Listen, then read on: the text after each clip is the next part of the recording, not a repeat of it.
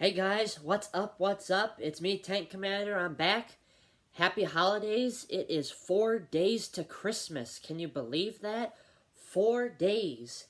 And I got some great news for you. We're getting back. We're welcoming back these safe driving tips. So, this time we are going through numbers 8 through 14, the next 7 for this part. So, with our list in hand, we are going to start off with number 8. Look beyond the cars in front of you. What do I mean by that? Let me tell you this. When you are driving on the highway and you see things going on around you, as I have said before, keep your head on a swivel. Well, think about this. If you know you are going somewhere, like say you are going to a place, and that you see the sign for the off-ramp coming up. Well, you have to make sure you're watching what's going on beyond the car in front of you. I'm sorry. Basically, you can say that you have to watch what's going on in front of that car in case there's an accident or something, and that's the biggest thing, in case there's an accident, or there's a cop there. So, that's fairly simple to say. I mean, you have to look beyond the car in front of you because you have to have an idea of what you want to do when the time comes, basically. So I think that's fair enough to say. So, we have our pencil in hand. We shall check off number 8. And so next, we come to number 9. Watch for cops and memorize their positions. Now, what do I mean by this? Well, along the route that I go to school, as you know, I go to Buff State, I go along a few highway routes, and there are a few spots that the cops like to hide out at in the morning and in the afternoon and at night. Well, here's how I mean by this. When you go along, and you have to watch for the cops because they will catch you if you're doing something stupid or reckless. So, remember, and I know this will probably upset any cop that watches this, you watch for them and you make sure that you are going a good speed, that way you don't get caught by them. And cops can go into different positions. I have seen this a few times. As you go along the highway, there are these little spots between guardrails that they can sit before, which I have seen before. So, you really have to watch and definitely, well, that's basically safe to say. You gotta memorize their positions. You memorize the positions that they're mostly at. That way you can judge your timing and your speed. But don't speed, okay? Don't do that, because they'll take advantage of that. Because if one doesn't get you, the next one can. So, we shall move on. And this is an important one. Number 10.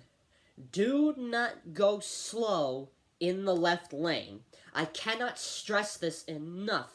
How much I see this, how many times. It is absolutely so annoying by how many stupid drivers pull this trick.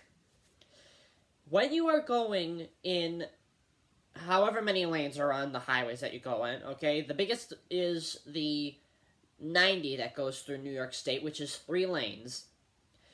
You have 3 lanes, or in certain points, you'll have 2 lanes. The left lane, you have to understand, is a passing lane. You have to let drivers go to pass. If you are in the right lane, and you are going a certain speed, okay, if other cars get annoyed with you, then they'll just go around you. You don't have to worry about that. Or if you're in the right lane you have to be careful about if it's not the center lane, because people will be coming on and off ramps. You have to be careful about that. But when you're in the left lane, if you are going the speed limit, or if you're going 5 miles per hour above the speed limit, which is the natural rules, then you can get. And if you're going around somebody that is going slower, that's fine. Cars are going to get annoyed with you, but you're still going to get around. But do not go below the speed limit in the left lane. Okay, that is the biggest issue to cause an accident with the left lane. And if you guys see those light up billboards that show up, now, of course, in places that drive on the left lane of the road, like in England or something, it's probably the same way opposite around with the right lane. But either way, if you're in the passing lane and you are going slow, remember those light up signs that are there. It says, if you are going slower, move over. Okay? And because I have actually seen this while I was traveling down to Pennsylvania a while back, and this person was going slower in the left lane, and then he cut off a cop, and he got pulled over for that. So, if you are going slower in the left lane, get out of that lane, because you're not going to want to do that again, because that's just ignorant, I will say. Again, these are things to help you guys. You may find me a moron or a stick in the mud or something that I am doing this. Well, I'm doing this to help you guys. Because I know a few people who have gotten several points on their licenses for doing stupid things like this. Okay? Alright, so, moving on from number 10. We now move on to number 11. Do not drive drowsy or sleepy, okay? Anybody who is from my area who knows about the French Connection for the Buffalo Sabres, our hockey team, Mr. Tim Horton, that Tim Hortons is named after, he died because he fell asleep at the wheel, his car went off the highway, flipped and hit a tree, and he was killed. Falling asleep at the wheel, I'm sure if anybody has seen any videos from online, falling asleep at the wheel is one of the easiest ways to cause an accident. As you know, back in October, I went down to Virginia with my dad. So we had to drive in shifts because we could not drive the whole way down because we could get tired. And that's why I realized when I started getting tired, I told my dad, so once it was time to pull onto a different route, we pulled over to the corner, and we switched over. And then after that, I took a little nap. So you gotta realize, that's what you have to do. You do not want to drive drowsy, okay? It is dangerous. Because I have seen a video of something similar of somebody who was drunk. The patterns that they drive are similar to that of somebody who's driving drowsy. The main thing is about to go over the shoulder. Now, that'll wake you up a little, but you have to still pay attention. Remember, all of this is here to help you guys. Alright, so we cross off number 11. And next, we move on to number 12. Do not tailgate. This is something that's very important, okay? If you are in bumper-to-bumper traffic and it's going slow, I can understand that, but if you are going down the highway and you are trying to get someplace, okay, be careful how close you get to somebody. If you are getting so close that you can see not only their license plate number, but, okay, if you see that you are coming to a stoplight and you come to the stop, and you know that you look from your hood, you have to see the bottom of their tire and some of the pavement to know that you are safe. Okay, but if you are doing that on the highway at 60, 70, 80 miles an hour, and they slam on their brakes, you better be ready to either have a lucky stop or have your front end buried under their tailgate. That is the big thing about tailgating. So many people do that to me on the highway, and especially in the left lane, okay? I understand that you have places to go, but don't be tailgating people to try and get them to go faster. Okay, now eventually you are going to end up tailgating somebody who's going slower than you, and you're trying to get around. Well, that's one thing, but still keep your eyes out. Like I said, with this, that you want to follow number 8 about. That means you want to look beyond the cars so you can determine what you need to do. Like I said, guys, I cannot stress enough, you gotta be careful, because safe driving is the best. Alright, so we now move on. And now we come to a very important one because of this time of year. Slow down in hazardous weather. Because here in Western New York, we have snow. And at times we get a lot of it. Snow is a very dangerous thing because it can cause accidents for those who are not prepared.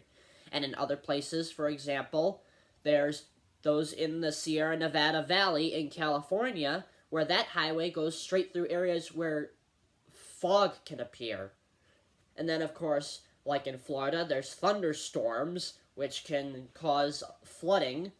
And then there are other places that can cause a lot of other things. Like, for example, in Tornado Alley in the United States, where that's tornadoes and storms.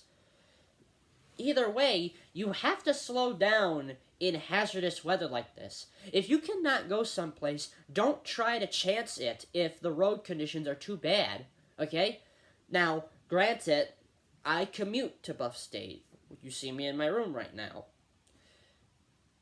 You still have to be careful in hazardous weather. Now, I've been driving enough through hazardous weather where I've known I have fishtailed off of my, off the end of my street, and, well, granted, that was a while ago when I drove my dad's car, but you still have to be careful with this stuff, because driving in hazardous weather is another way to cause an accident, especially if you are braking, coming to a traffic circle, coming off a ramp.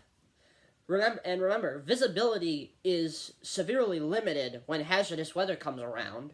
To put an example, when I was coming home one day, getting onto one of the routes going home, I was going, okay, the speed limit was 65, I was going 35. Why? Because it was a whiteout. This was so bad, I was going that slow, and I still did not see the car in front of me.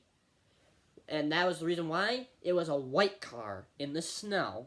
So you can imagine that. That is very, very hazardous. So that's what I can say for this. And, well, let's move on. And now we come to an interesting one. The last one for today, number 14. Try to help out other drivers. What do I mean by this? Well, here's the situation I can put suit from this year. Over the summer, I went on 2 camping trips, like I do every year. What happened was, I was driving up because I had to work, so I was driving up along the 90, which was heading out towards Rochester, and as I was going along, in the right lane ahead of me, there was this tractor-trailer driver, and in front of him, there was this ridiculous guy. I think I want to say he was in, it was either a Ford Focus or a Hyundai Sonata, but he was going slow, and I could tell he was annoying this truck driver. So, because there was nobody in the left lane, I got into the left lane, and I gave the truck a few signals. What I did was, I flashed my lights, and then I stuck my hand out of my window and did this to get him into the left lane. And it worked. So I got him into the left lane, and he went up beyond this guy, and, well, what do you know, as I passed beyond the guy as well, it was another old person, so. Now, I'm not being stereotypical. Now, people say I drive like an old man. No, I do not. I do not drive like an old man. I drive like a safe human being who does not want to be reckless or bend a lot of the rules. Old people drive like old people, okay? Don't accuse somebody of that. And I'm not going to call people out on who dares call me an old man driver. So then, after that, basically, the whole way there, we were just helping each other out, and as he got back into the right lane, and I saw an open spot, I pulled up past him and gave him a quick beep of the horn and gave him a thumbs up, and he gave a honk of his horn back. So basically the whole way there, we were helping each other getting in and out of slow traffic. So that's why I say you should help people if they're in a troubling situation. I saw that situation and I'm like, this guy is gonna drive this truck driver nuts. So feel free to help people.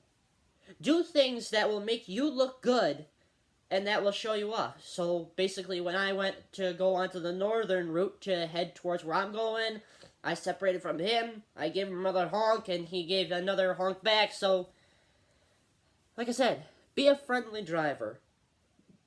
Don't be reckless, guys. So we cross off this section for the driving tips, and I gotta tell you, the New Year's gonna be coming up soon, and Christmas is gonna be coming around. I'm not sure if I'll get another video in soon, but hey, what can I tell you guys?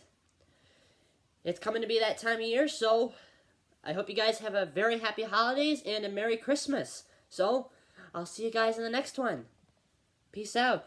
And remember to like, subscribe, and share. I'm still less than 50 subscribers, folks. Make sure you're sharing it with people so we can get up to that 1,000 subscribers. You know what? Let's make that your 2019 New Year's resolution. I'll see you guys soon.